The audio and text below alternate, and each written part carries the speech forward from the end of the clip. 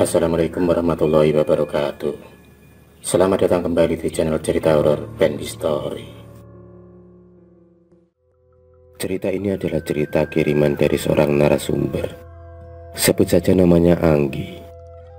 Anggi adalah mahasiswi semester akhir di sebuah fakultas perguruan tinggi di Yogyakarta. Ini adalah pengalaman pribadi bersama dengan beberapa temannya saat KKN sebagai syarat akhir kelulusan mereka. Singkat cerita, pada saat diadakannya program KKN oleh kampusnya, hari itu, Senin di bulan Januari, semua mahasiswa sudah bersiap-siap dengan perbekalannya masing-masing.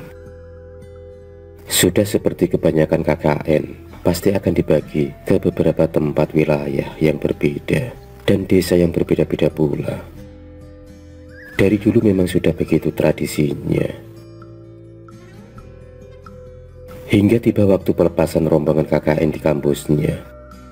Rombongan berangkat dengan beberapa armada bus untuk menuju ke lokasi masing-masing yang telah ditetapkan sesuai dengan kelompok-kelompok masing-masing. Rombongan pun meninggalkan lokasi tempat pagi itu. Iring-iringan mobil berjalan meninggalkan halaman kampus. Terlihat di dalam armada masing-masing para mahasiswa terlihat sangat senang akan melaksanakan KKN kali ini. Tepat di alun-alun kota, rombongan pun berpisah. Rombongan teman-teman yang lainnya masing-masing menuju ke arah masing-masing sesuai dengan jatah penempatan KKN yang telah dibagi. Bus kami terus melaju meninggalkan kotanya Yogyakarta menuju ke suatu tempat di suatu desa terpelosok yang mungkin jauh dari kota, desa yang mungkin sangat terpencil di antara desa-desa lainnya. Perjalanan pun lumayan jauh yang kita tempuh untuk sampai ke desa tersebut dengan melewati beberapa kecamatan dan desa-desa yang kami lewati. Yang kami tahu desa tersebut berada di pinggir hutan yang sangat lebat. Dan benar saja, beberapa saat kemudian sampailah kami tiba di desa tersebut. Terlihat desa yang sangat masih asri dengan pemandangan desa yang khas sangat kental. Setibanya di lokasi kami disambut oleh Pak Kades dan beberapa aparatur desa. Juga ada Pak RT dan beberapa warga lainnya. Mereka tampak sangat senang dan gembira, serta antusias dengan kedatangan kami. Satu persatu barang-barang kami diturunkan. Rombongan kami pun disambut dengan baik dan meriah oleh para warga.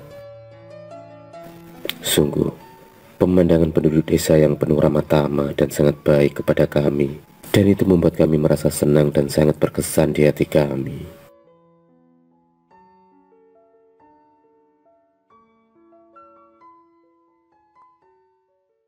Di dalam rombongan kami sendiri terbagi dalam 5 kelompok dan masing-masing beranggotakan 5 orang.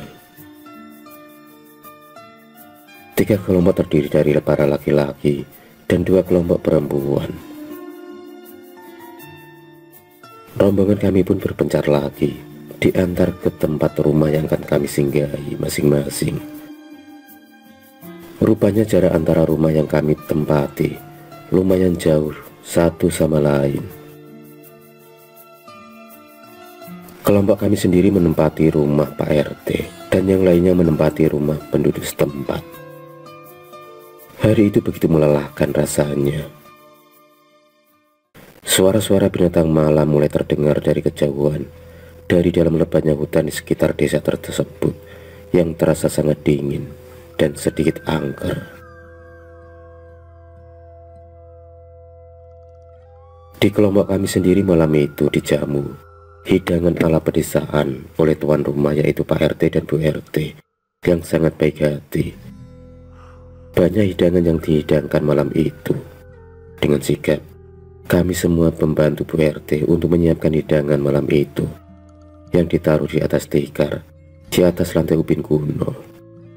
Suasana malam itu membuat kami terharu. Kami sangat senang diterima oleh Pak RT dan Bu RT beserta keluarganya. Hingga malam pun larut, dan akhirnya kami pun tertidur pulas di kamar masing-masing. Keesokan paginya kami pun melaksanakan aktivitas sebagai rangkaian tugas KKN yang kami jalani saat itu. Dan hari-hari pun terus berlalu. Di hari ketujuh, kami mulai mengalami hal-hal yang aneh yang kami rasakan. Hal-hal aneh itu kami rasakan setelah kami berkali-kali masuk keluar hutan di tepi desa untuk mengadakan riset tentang tumbuh-tumbuhan dan daun-daunan. Entah kenapa seperti ada mata tak kasat mata yang selalu memperhatikan tingkah laku kami dan gerak-gerik kami. Suatu hari, di sore hari, kami sekelompok mengadakan riset beberapa tumbuhan yang tumbuh di dalam hutan tersebut, di pinggiran hutan. Suasana tiba-tiba menjadi mendung sore itu, dan tak terasa hujan pun turun. Kami bertiga pun berteduh di bawah pohon yang besar karena teman-teman yang lainnya sudah beranjak pulang. Tiba-tiba kami merasakan suatu hal yang janggal karena tiba-tiba hujan berhenti dan tiba-tiba kami berada di sebuah pasar yang sangat ramai. Tapi entah kenapa kami pun terhanyut di dalamnya, antara sadar dan tidak sadar. Aku, Rindi dan Dini malah asik ikut nimbrung menikmati jajanan pasar.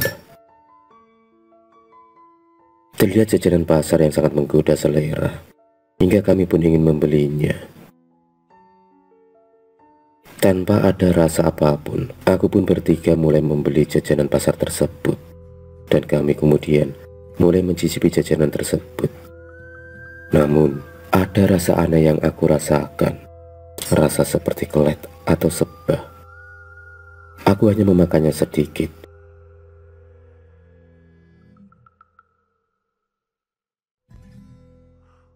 Aku kemudian baru menyadari beberapa saat kemudian, saat aku mulai melihat ada hal yang aneh yang tampak dari para penduduk desa. Mereka yang biasanya ramah tamah kepada kami, kini tampak cuek, dan terlihat tatapan matanya yang kosong. Mereka seperti mayat hidup saja. Ternyata kami bertiga mempunyai firasat yang sama. Kami merasa baru berada di pasar setan. Setelah kami bertiga menyadari hal itu, akhirnya kami bertiga pun pingsan di tempat itu. Kami tak tahu apa yang terjadi selanjutnya. Ternyata teman-teman dan penduduk desa mencari kami sejak sore hari. Para penduduk desa sudah hafal akan tempat tersebut. Dengan bersama seorang sesepuh desa yang bernama Mbak Marno, para warga akhirnya menemukan kami bertiga yang tengah tergeletak pingsan di bawah pohon yang sangat besar dan mungkin sangat angker. Para warga sendiri sudah menduga pasti kami berada di bawah pohon tersebut karena sudah banyak cerita yang terjadi di seputaran pohon keramat tersebut. Ternyata cerita itu memang ada. Cerita tentang desa setan yang terkenal dengan pasar setannya. Desa tersebut berada di sebelah utara dari desa yang kami tempati.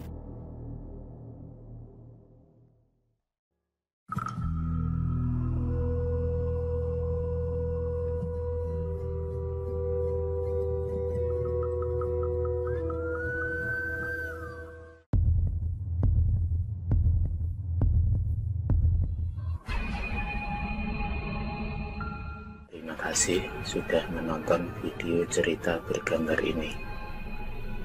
Klik subscribe untuk terus berlangganan video-video cerita bergambar selanjutnya. Semangat berkarya.